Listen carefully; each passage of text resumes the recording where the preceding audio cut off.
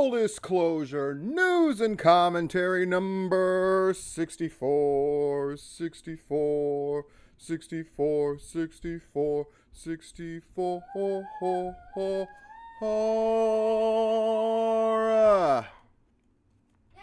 It's my kid from upstairs.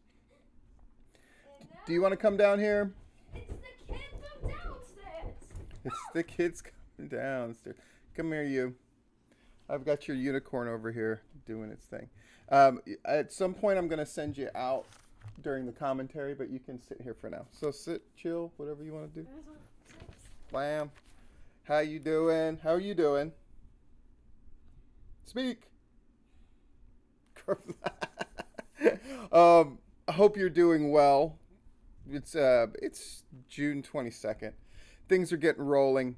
Our commentary portion is coincides with our simp of the week, but it's on a very serious thing.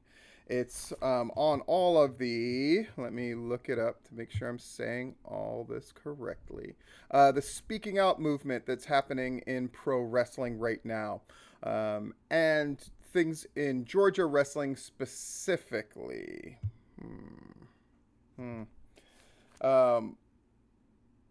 Thanks, Patreon people. You absolutely rule. And this reminds me, I need to put a note down. I'm going to put out a Patreon video about Joey Ryan and what I know about Joey Ryan. He's one of the people who's been part of this speaking out movement. He's gotten off of Twitter because of the blowback from this thing and taken his bar wrestling group off of Twitter as well. Woof. Patreon people, special thanks to, put your foot down, Brett, Brian, Dan, Derek, Diana, Jeffrey, Joe Black, Larry. The other one? Right, not that one, but the other one. Very good. Rob Rod, Southern Honor, Double Drop Kick. And, of course, our big contributors. Eric Walker, the World Walker, Viral Pro Wrestling, and the OG. Do you know who the OG is? Myron, yes. What do we have to talk about? Yeah, I'm going to put out that Patreon video about Joey Ryan right after this is done. Fascinating stuff based on encounters that I've been told about before by people close to me. IWA Mid-South being that packed, is that problematic? It's problematic in the sense that they're completely full of it. That's one thing I would urge Georgia groups to not do. Don't be full of it. If you're actually taking steps about COVID and whatnot, awesome. Just let us know. And make sure that you're actually following through with that stuff. IWA Mid-South, no matter how many times Rotten says that they did this, that, and the other, I mean, you can just sort of anecdotally look at those pictures and see. Plus, that guy, he quits and folds that promotion seemingly twice a week, and it's just a really weird situation at IWA Mid-South. Just my opinion. Of course, but that's what you're tuning in for, right? So, let's see, Renegade Championship Wrestling with a crowd of 101.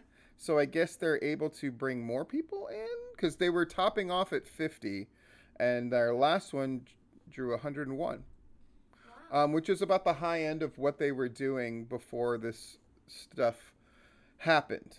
Pro South, with their show June 19th, I'm going to be taking a look at that show. But the beginning part of the week is tough for me. I've almost put the finishing touches on the big video I'm doing about that movie, The Hunt. It's not wrestling related, but it's something I'm very proud of, and it's taken a lot of work, so I'm putting that out. Southern Fried announced that they're going to do a show August 1st, and at the suggestion of somebody else, I'm sure that they've put out the fact that, oh yes, we are going to be following these guidelines and that kind of thing. It's strange that they didn't want to do an outside show for whatever reason. Apparently Todd didn't want to do it. I'm not sure what that story is exactly, but they are doing a show. They're back August 1st. Speaking of the 1st, on July 1st, Southern Honor Wrestling is going to make an announcement about when their show is. And apparently it's going to be a big show. filled with tag team title defenses, heavyweight title defenses, on and on and on. Sounds really good. People are waiting for July 1st, and I think Southern Honor is very smart to do it that way. Sort of whatever the date is that they're going to announce in the future, they're just keeping themselves in the public's eye. I think Southern Honor's done this really well. Their features that they've done on Owen Knight and others, I think those are really good. Of course, I'm big fans of their commentators in the first place. I think they come across really well. Awesome. It's just a scattershot of different news. If you haven't seen Logan Creed on Chat with Gunner, I thought it was really great. Definitely check that out. I think the Tapped Out guys continue to do great work throughout all this stuff. And as shows are beginning to ramp up, Rob Rod's back in the game. You want to check him out as well. Total Aggression Pro is going to be running on July 17th in the Landmark. And then Heritage is making their debut on July 10th. I did a face. Why did I do a face? That name, Heritage. Is what it is, I guess. Great. The sad news that Scenic City is canceled. Scenic City tournament, which was supposed to take place beginning of September, end of August. It's just not happening. That's a bummer. Of course, it's a bummer. When you think about the things that have been lost during this period, a couple weeks ago, I believe Shindig was supposed to take place. A lot of people do their big shows of the year in the summer or early fall, and a lot of those things aren't happening. And that sucks. There's just no two ways around it. But I think promotions in Georgia should be proud because for the most part, they've been really upfront about everything and taking care of stuff. A number of groups are sort of conspicuous by their silence the last 3 or 4 months. And they're like, well, Steve, there's nothing to talk about. No. But if you're a promotion, when are you coming back? When are you doing your thing? There's a few promotions that have been conspicuous by their silence. And then before we go into the commentary, Veronica, you may find this interesting. Apparently,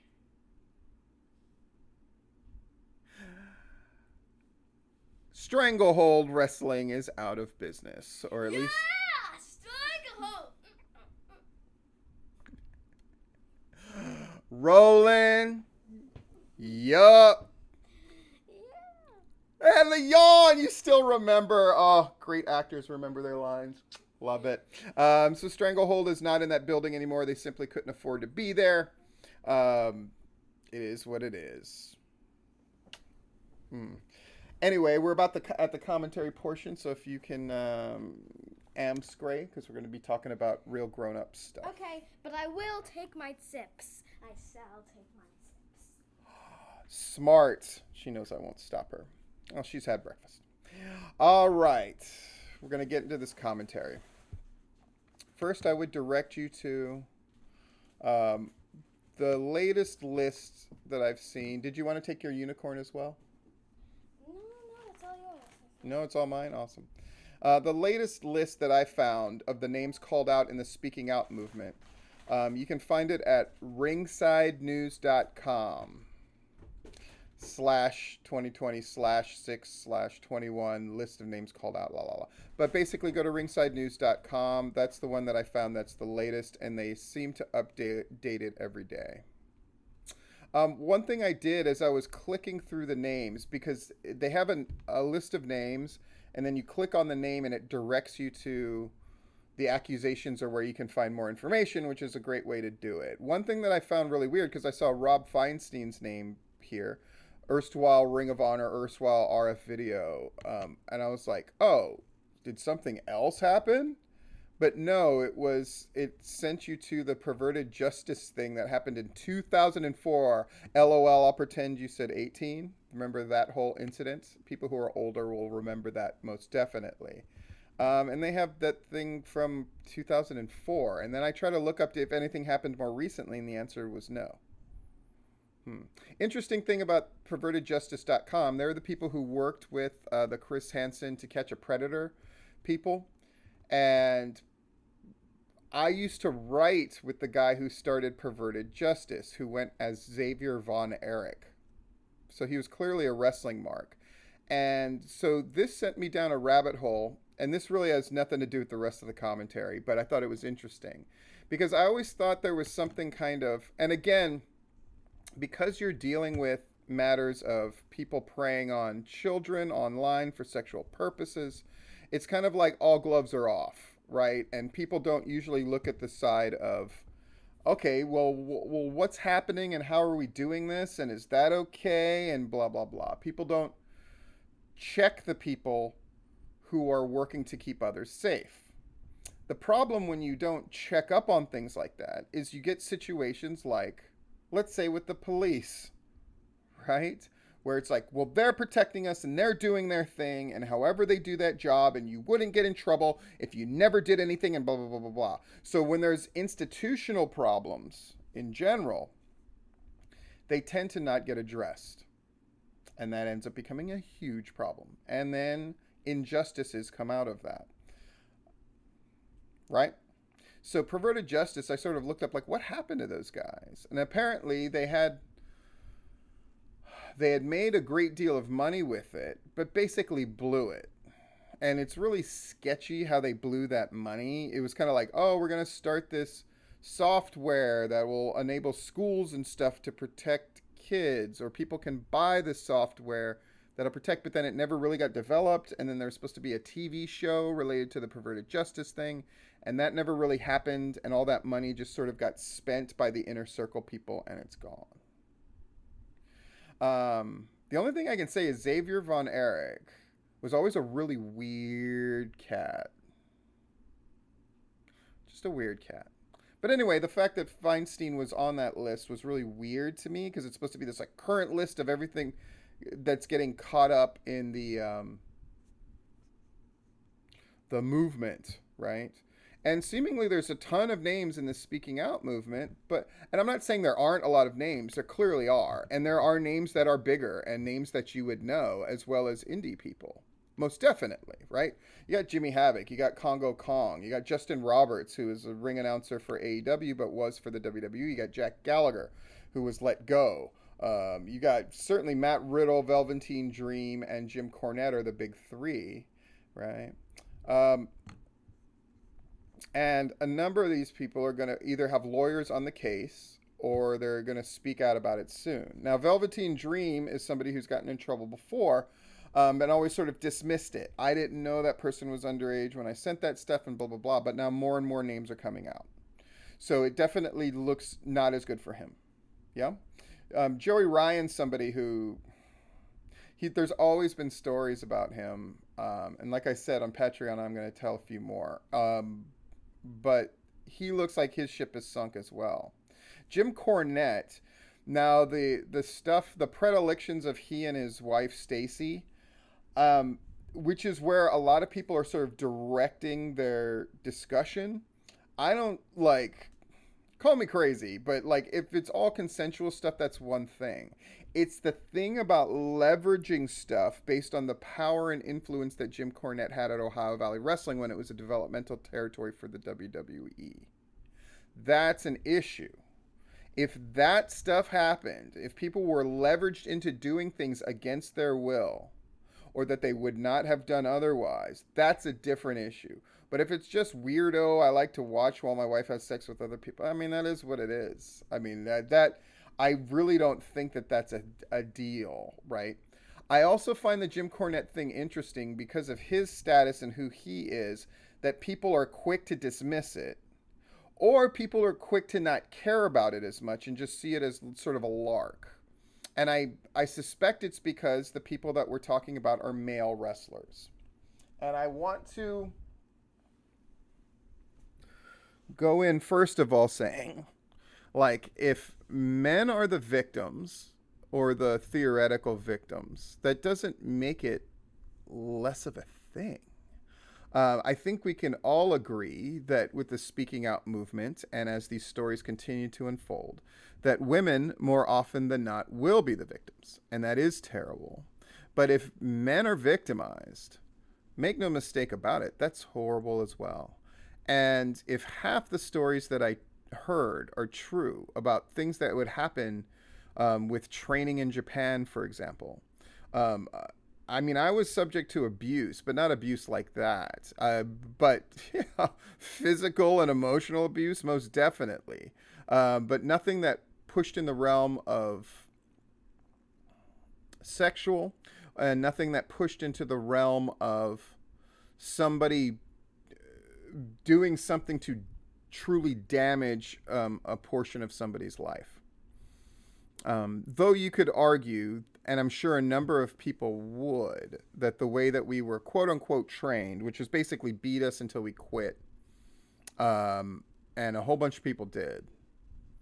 You know, you're looking at 90% of the people who started didn't finish. Um, you know, those are practices that aren't going to occur anymore in wrestling, hopefully. The strange thing is, though it's easier now to get trained than it ever has been because people just put up a ring and, you know, when I look at the people who are the trainers in Georgia, there's the upper echelon people. Yeah, there's Robert Gibson. That's great. I'd feel good about going to Robert Gibson, right? QT, that's the school where you want to be in Georgia, right? And then there's a shit ton of shitbird ones. Like, there's just no other way to say it. And then there's schools that have a value, but a value that has dropped. Um, but strangely, like a lot of the abusive, because I'll just be blunt, most wrestling schools, they don't know enough to get into the realm of abusive anyway, because it's just a bunch of guys fucking around in a ring, right? It's not as regimented. It's not this sense of like you have to do it here in order to get into the wrestling business in a serious way. Guy, it's just the whole wrestling business is treated far differently than it used to be. And in a lot of ways that's bad because I think the quality has dropped and the quality of training has dropped significantly even in the last 10 years. However, the flip is you've much smaller chance of abusive behavior because there's so many more options and there's not this feeling of you have to go to school X in order to make it in. Yeah.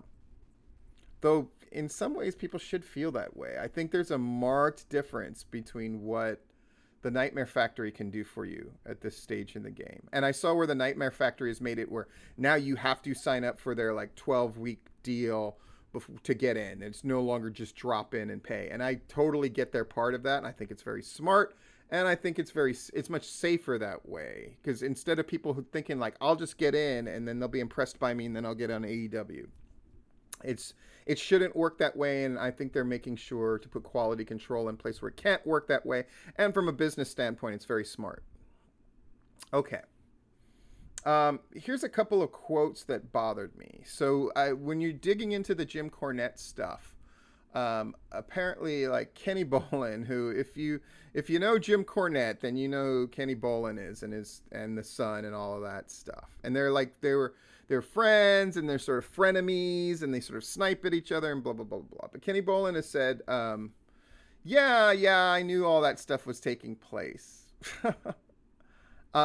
He wasn't that specific, but he seemed to just from the sort of kinky angle of like, yeah, like Cornette would watch and the Cornette and Stacy would sort of lure guys in and that kind of thing. There's a few words that get thrown around with a lot of these stories, and one of the words is grooming. I would caution people to not use that word all the time.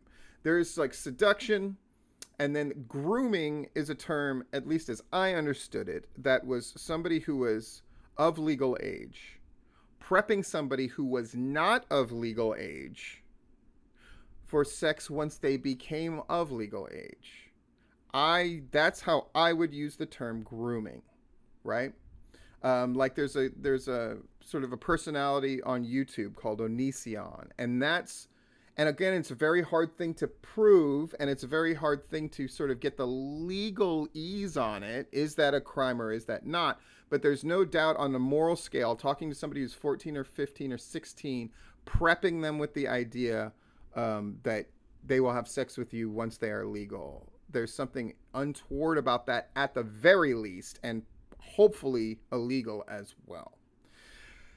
Is that what Cornette was doing? Like, it's in my definition of grooming, no. If somebody is 18 and above, it's a different thing. Does that mean you still can't manipulate somebody? Of course you can. Does that mean that I think an 18-year-old or a 19-year-old has the same kind of faculties as somebody who's older most of the time? Of course not. I'm just talking from the sense of using that word grooming.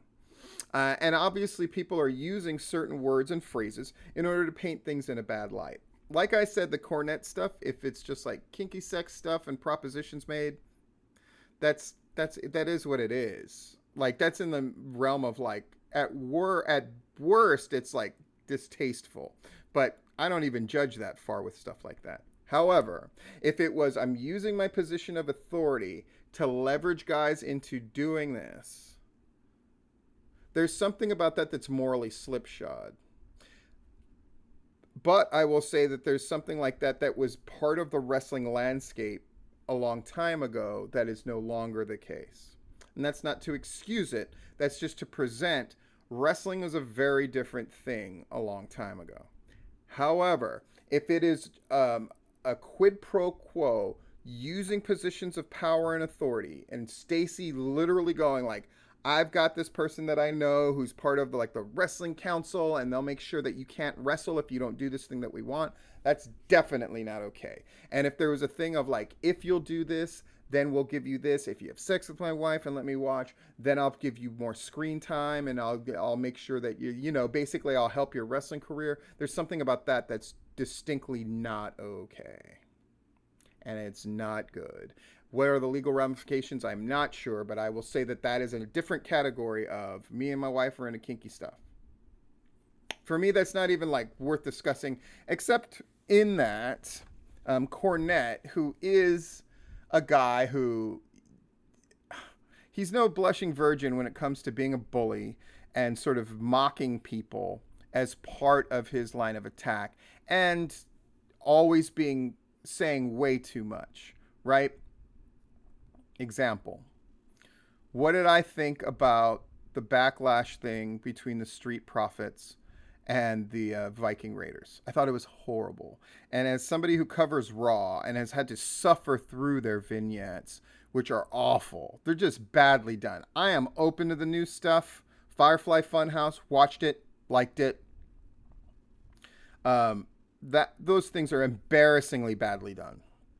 Everything from the production value, the editing, the concepts that they use, the execution of the things, that everything looks terrible, but then all of a sudden they'll start laying in on each other when they're hitting each other, which is just really weird to me. It's sort of the weirdest of all worlds, where like they make things potentially dangerous, but it doesn't look potentially dangerous in any way, shape, or form. So it's just like, what are they doing? I hate it.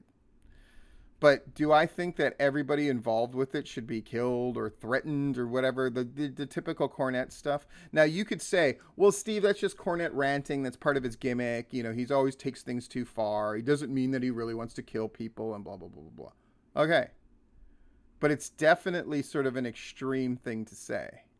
So the fact that Cornette is going to have things thrown back at him. And by the way, anybody who's been in the know about wrestling has known this about Cornette and Stacy, and probably know a wrestler or two or three that's had some kind of odd relationship with Stacy, or heard stories about Jim Cornette and Stacy forever. As I said, it's the manipulation of the power dynamic with the wrestlers that concerns me the most. Even if it's that middle ground of Jim Cornette did have a position of authority. And something that we're finding out now that we should have known all along is that, and this is going to be very hard for people to hear and understand, but hear it and understand it. If you are in a position of authority, that in and of itself brings with it moral obligations to the people that you are in charge of or instructing. Meaning, there's already a leverage there, and you have to be very careful that you're not doing some quid pro quo thing, and that's really hard to grasp, right? Even the very act of, if you want to call it courtship, if you want to call it an attempt to seduce, if you want to call it an attempt to get somebody to sleep with you, whatever it is. There are tactics, and I'll just put it like that to put it in like finite, clear definition. There are tactics or points of leverage or things that people did that are no longer acceptably done. Plying someone with alcohol to the point where you are releasing their inhibitions is borderline. Plying someone with alcohol to the point where you're removing their decision making capability to impose your will upon them is not okay. And now we're getting to the point where the other one that I said, where doing something with the express purpose of lowering someone's inhibitions is not okay. And we are reaching the point in wrestling where using your position of authority, even if you aren't doing it overtly, do this or else this. Even if that isn't happening, we're reaching the point where we are understanding, and rightfully so, and keep in mind we're all evolving on this, that we need to speak out. And as the kids say, I'm here for it. I want to find something else. I should have had this prepped and ready to go. I apologize. I'm trying to be very careful with it because I don't want to violate anybody's trust. So I will just tell you what has been said publicly.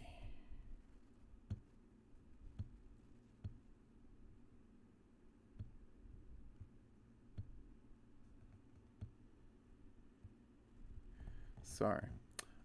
Ashton Starr. Everybody loves Ashton Starr, and they should. And they should. And they should.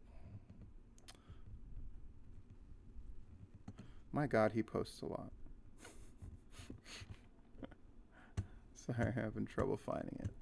But the long and short of it is Ashton Starr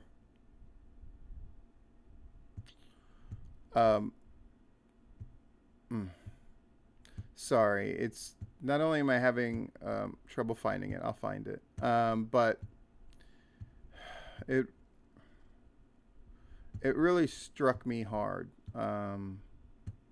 what he was talking about, and it made me think about me because I've trained people, I've taught people to do a number of different things, so I've always been kind of hyper conscious of these things.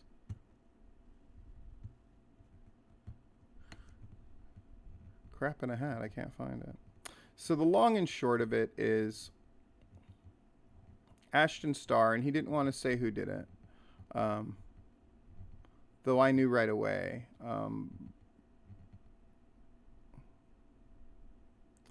He was a student, went out to dinner with the trainer as sort of a reward for doing the best job in a thing. And at that point, the trainer went, I'll suck your dick. And he turned it down vehemently. And then they used the, you got to kayfabe this. You got to kayfabe this. You got to kayfabe this. And so he's never spoken out about it, but now he is in light of everything else that's going on. And of course, I'm glad he said it. And the person that he's talking about, who I'm almost 100% sure he's talking about, I've heard stories about, and there's been stories about this person for years. It's one of the reasons they lost their gig initially with the big time and that kind of thing. There's something that Kenny Bolin said when he was like, people were like, how come you didn't say anything about all this Jim Cornette stuff before? And he goes, his lame excuse, and Kenny Bolin's one of these guys who's kind of an idiot. I'll just be blunt. And he said, it wasn't my place to say something, was his defense. It wasn't my place to say something. Yeah, it was. It's just it wasn't done as frequently back then. And soon the excuse of it wasn't my place to say something is going to be gone. I think it's one of those things that's going to be a thing of the past. Yeah.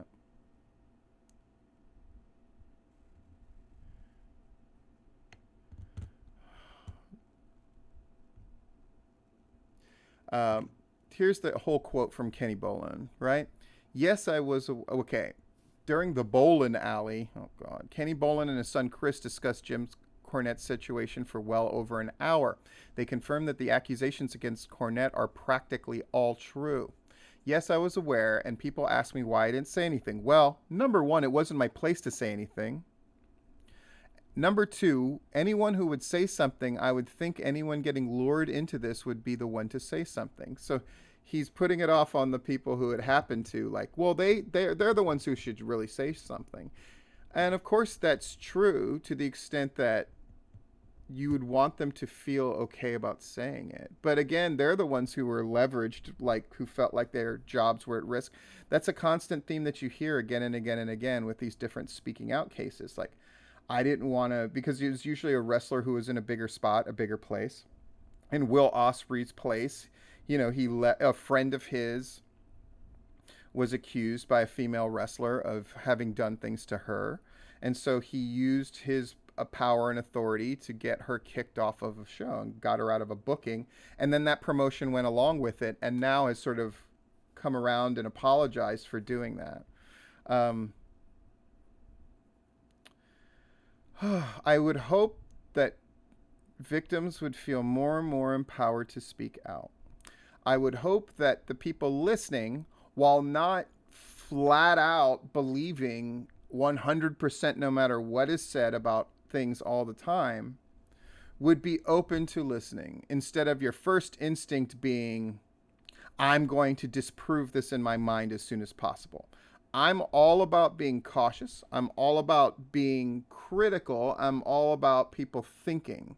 But I think what a lot of people don't understand is once you create a lens through which you look through, everything gets distorted and manipulated by that lens. And I would encourage people to have the lens off as much as possible when people are telling their stories and telling their side of the story and defending themselves, that you would look at things as clearly as you could. And this notion of it wasn't my place to say something is horseshit. And this feeling that you're going to destroy yourself in the wrestling business if you speak out about something. I hope that dies too. It's why I felt so strongly about the Ryan Staples thing with Jordan Grace and all the rest of it. Now Ryan Staples has come on and said, "Oh, I only found out about all this. The burner account wasn't mine, and blah blah blah blah blah. And I'm really sorry about everything that I said, and I should have done this and then the other." That's fine, and that's great. But at the end of the day, this idea that it wasn't my place to say something, this idea of things are going to be how they're always going to be, and that's the way it is. Learn this. This is really what the commentary is about. The institutions that were corrupt, that stood for decades in the entertainment field, are done. Casting couch is something that everybody just took as a given. It's just the way that business is. But now it looks like the business can be a different way. The police being corrupt, and we can have a discussion to what level, if it's institutional versus if it's bad actors and individuals. But nonetheless, there has always been this notion of cops wield their power, and not in the fairest of ways. That's something I think almost everybody can sort of get behind. And it just seemed a permanent part of the landscape, and now it does not. And it is what it is, and that's just the way it is. Those notions are going as well. And is it a good or a bad thing? I think overall it's a good thing, but it's only a good thing if we keep our minds about us and keep our sympathies and our humanity intact as well. And that can be a near impossible thing to do. But I think it should be what people are striving for. And instead of going after the usual straw men and the low-hanging fruit of, Yeah, if somebody molests children, I'll kick their ass. And like, all right, wonderful for you, but that doesn't really mean anything. It's about calling out the things that you do see and adjusting your own way of thinking. Remember, the thing that you can control the most is you. And your basis through which to see the world and the lens through that you choose to look through. The number one problem I see in Georgia wrestling, to make it specifically about Georgia wrestling, and I see this through the posts, and I see this through the piranhas going after the bleeding cow of the day and the rest of it, is the lens through which you choose to see the world through, and pretending that you're not seeing things through a lens that's distorting. Clean up your lens. Find the courage. And that's not a patronizing way. I'm saying if you've had things happen to you, speak out about them. And if you're a person who's involved in the wrestling business, instead of jumping to a judgment one way or the other, listen, hear, and don't be so wrapped up in this idea that I loved wrestling how it was before, that you refuse to acknowledge that there are things that absolutely need to change. Because there are. And no matter what idyllic vision of wrestling's past that you hold, there is no doubt that there have always been scumbags involved in wrestling. It's just their level of power has been slowly decreasing, and that is a good thing. And we need to make that power that certain people have held over and abused people underneath them for years, decades, those power structures need to change. And it can be as simple as people voicing what's happened and people shifting their mind of, well, that doesn't matter, or yeah, I'm sure it's not as bad as they're making it out to be, or that's just how wrestling was and that's how it is. Wrestling can be anything. That's what's great about it, right? It can be reinvented. Individual promotions that are shitbird promotions can make themselves into not shitty places, but the kind of places where people can actually have a great show and a great relationship with the audience and improve the quality of which they do, where people are actually learning on their shows instead of just doing a shit show. You can make those adjustments very quickly. You can have a different relationship between the people running the show and the people who are doing the show. And wrestling can stop, and it never has stopped this. This is what people in wrestling don't understand. When people in wrestling get furious that anybody would from the outside would call it fake. How can you call it fake? People have known for years that it's predetermined. Stop calling it fake, blah, blah, blah, blah, blah. But as long as there are aspects of wrestling that are manipulative beyond reason, and the power structures in wrestling are determined to manipulate those that work for them and their customers, where that manipulation, there's a sort of gleefulness about the manipulation that goes beyond the artistic, make sure that you suspend disbelief. I'm not talking about that. I'm talking about this idea of thinking of your customer base as suckers and thinking about the people that work, the wrestlers and the referees and stuff, as immature cattle, as resources to be used to make a buck. As long as those systems exist, people will always have a negative view of wrestling. How do we balance cleaning wrestling up with it maintaining an outlaw status and an outsider status that I personally love? I'm not sure of the answer to that question, but I think it can be done. But it's only until we acknowledge the fact that there are things that need to be fixed. In any case, I wish you all well. If you have been abused by people in wrestling, it's a lot to ask because you're the one that was wronged. But if you can help people who want to have it be better and clean it up, such as myself, such as Larry Goodman, such as the Tapped Out guys, such as Rob Rod, such as Gunnar Miller. So, like, these aren't just the people who speak about wrestling. These are the people who have a genuine concern with things being better and being better as people themselves. I know because I talk to these people. And that needs to become a thing. And I'm not saying that and nobody else is doing that. I'm just talking about the people that are very concerned and have a voice and have leverage and use it in the best ways possible. Find those people, find the strength.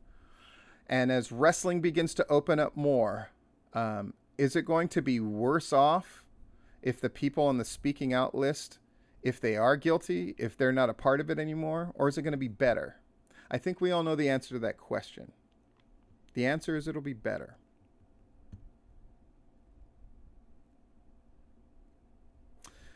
Maybe through all this stuff, 2020, where people keep, by the way, this arbitrary thing of like 2020 is the worst and, you know, we need a new year. That's just an arbitrary line in the sand. Do you understand that? That we can start pushing things in the better direction now. And I think they're going there. If you're a leader, I've said this many times before, it's time to step up. If you're somebody who's beginning to take a leadership role, take it seriously and embrace it. And if you're somebody who's speaking out, thank you. Because it's the people who are speaking out, the people who are making their voices heard, and the people who are taking action. And this goes to all levels of society. The people who are truly taking action are the people who are affecting a change. Let's hope there's way more positive than negative. But I think as long as people are checking themselves and pushing forward and do it with the interest of others in mind, that they're working towards the top of the Kohlberg's morality pyramid instead of just the bottom, it's going to get better. And I hope your week goes better. This has been Full Disclosure.